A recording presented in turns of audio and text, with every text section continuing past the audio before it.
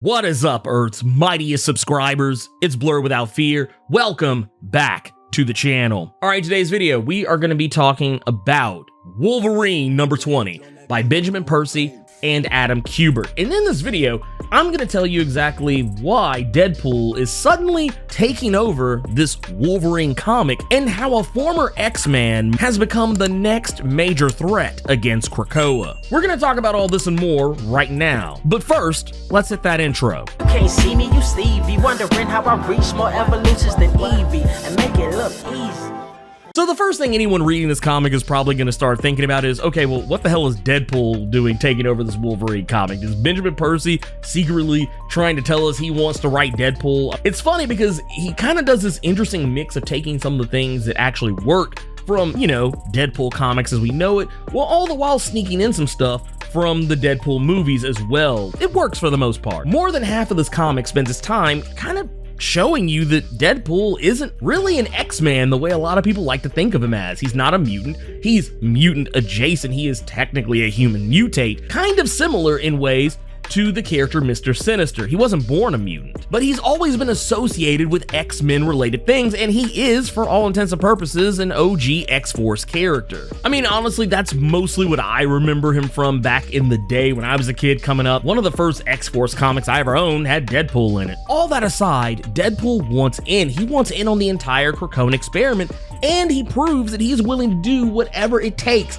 to get there, even going to a comic book shop, diving back into his old roots, even going back to 1997's Deadpool number 1 and 1991's New Mutants number 98. Granted, this is all after he has tried on numerous failed attempts to infiltrate Krakoa, in some ways comical, some ways violent, and other ways just kind of somewhere in the middle. But thanks to his old pal, Blind Al, he's able to get some intel on something that's connected to a character who I've constantly criticized as being the most flip-floppy, wishy-washy X-Men villain that I think we've seen in recent memory, and that is the character of Dolores Ramirez, a member of the CIA and is pretty much the face of the X-Men villain group, X-Desk. She has been up to some shady shenanigans, and even Wolverine is starting to realize that she is at the heart of whatever it is that's going on. Now, about roughly 10 issues prior in Wolverine number 10, Dolores had gotten her hands on one of Wolverine's arms. This was something that was previously cut off of him from a time we're not really exactly sure when.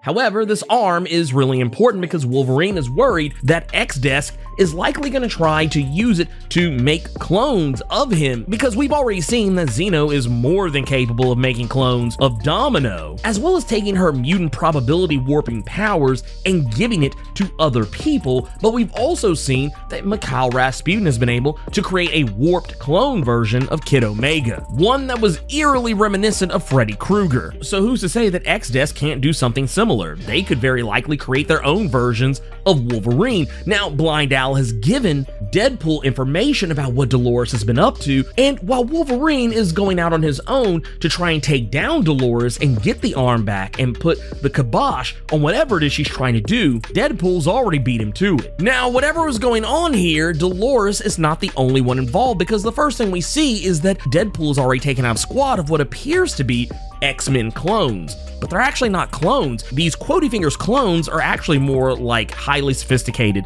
synthezoids, kind of similar to what we would maybe expect to see out of the character Vision. However, it's hard to say whether these are actually Dolores's. Dolores knows what's going on. She knows that Wade and Wolverine know what's going on, but it's hard to say exactly how connected she is to this. But what we do know, who is connected to it, and it's a former X-Man by the name of Danger. For those who don't know, Danger is a character who is, for all intents and purposes, the programming of the Danger Room made sentient. This is something that came into play back during Astonishing X-Men Volume 3, number 9. Danger was always such a humongous threat because it was essentially what trained the X-Men to be what they are. It knows everything the X-Men know, it knows how they fight, it knows how to counter them, it knows how to adapt to anything that they could come up with, and we've even seen Danger replicating the abilities of all the various X-Men who ever trained within it. Danger has powers that are just completely way out there. Not only can they replicate powers, but they are also able to create hard-like constructs, as one would imagine, considering that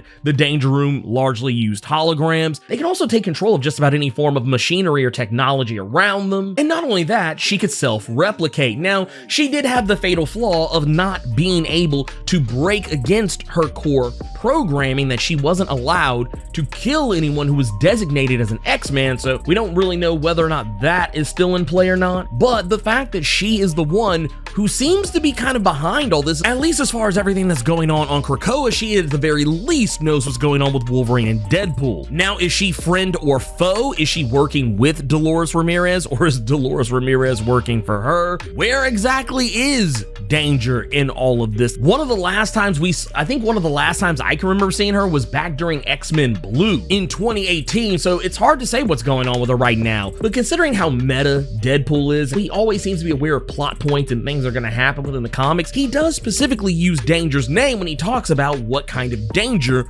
Wolverine is in, referring to Danger as a proper noun, not so much just a noun. Or it could be a misdirection, it's hard to say, but if Danger is working with Dolores Ramirez, this changes everything. Now, you might be wondering, well, wait a minute, why would she turn on mutants? You have to remember, she has no actual allegiance other than her core programming to mutants. We have to remember that when she first appeared on the scene, she threw hands with the X-Men and then dipped. And yes, while technically she is a mutant, she's not a mutant in the same way that mutants are mutants. She's a mutant in the same way that characters like Brew or Warlock are mutants. They're not mutants because they have an X gene. They're mutants because they're different compared to other people like them. Like in the case of Brew, he is completely different from all other Brood.